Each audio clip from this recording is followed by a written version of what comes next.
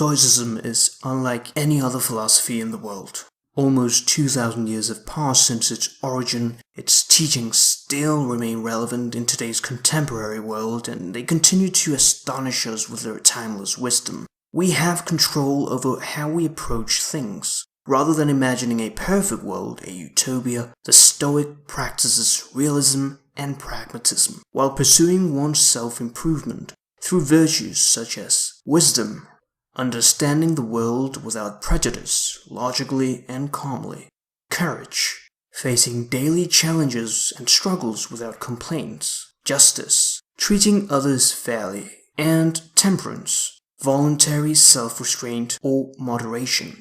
People who cultivate these virtues can bring positive change in themselves and in others. Today we colloquially use the word Stoic to mean someone who faces pain or hardship without the display of feeling, someone who remains calm under pressure, avoiding emotional extremes. While this notion is important to Stoicism, the philosophy goes beyond just an attitude. Stoicism can help us find calmness in a world filled with pain, anxiety, and insatiable desires. To Stoics, we live in a reality that does not care about our personal opinions. We cannot ask it to remove the pain and suffering. But this does not mean that we're helpless.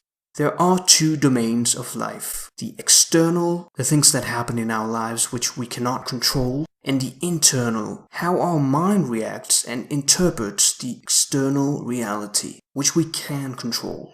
Focusing on the things we cannot control will make us endlessly unsatisfied. We must then focus solely on what we can control. Our sense of joy comes from the pursuit of the meaningful things in our lives, not superficial things. A truly satisfied person is someone who can live without the things that he desires or feels comfort with. No wealth, material abundancy, fame, or power has any value if the person who possesses them has not yet learned to live properly without them. It is, after all, temporary. As Marcus Aurelius puts it, almost nothing material is needed for a happy life for he who has understood existence. Temporarily refraining ourselves from the things that we depend on can prove how truly strong you are without the things that you think that you need.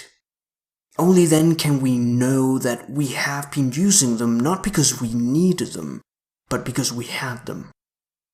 We must realize that nothing is good or bad inherently, but only our judgments and interpretations of things can be good or bad. We should strive in an acceptance and indifference towards everything that happens, focus our attention on controlling our reactions to the things that happen, acting virtuously regardless of misfortunes life might bring us. With this, we can begin to get rid of the chaos of the world and find some sort of happiness and presence within ourselves. Life is not a sprint. We're usually unsatisfied with what our life is, and we compare ourselves to other more successful people. We're constantly looking to the future potential of what our lives could be.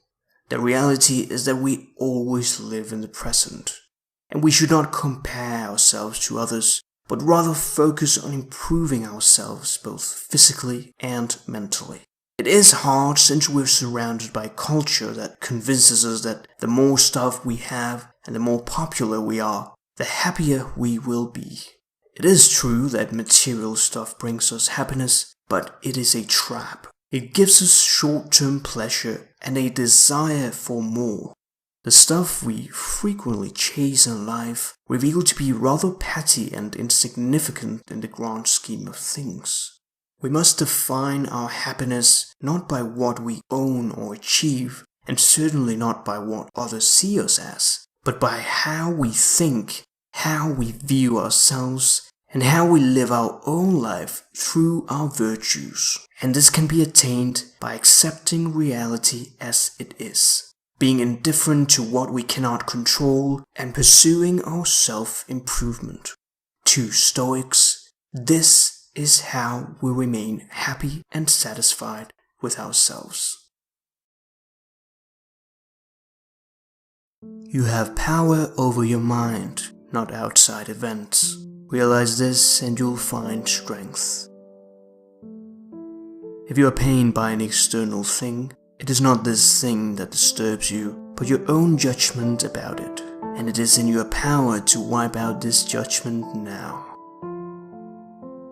We should always be asking ourselves, is this something that is or is not in my control? Don't seek for everything to happen as you wish it would, but rather wish that everything happens as it actually will. Then your life will flow well. I judge you unfortunate because you have not lived through misfortune. You have passed life through without an opponent. No one can ever know what you're capable of, not even you. The first rule is to keep an untroubled spirit. The second is to look things in the face and know them for what they are. Wealth consists not in having great possessions, but in having few wants. I have often wondered how it is that every man loves himself more than all the rest of men, but yet sets less value on his own opinion of himself than on the opinion of others. It's not what happens to you, but how you react to it that matters. To live a good life, we all have the potential for it, if we learn to be indifferent to what makes no difference. Think of yourself as dead. You have lived your life. Now, take what's left and live it properly.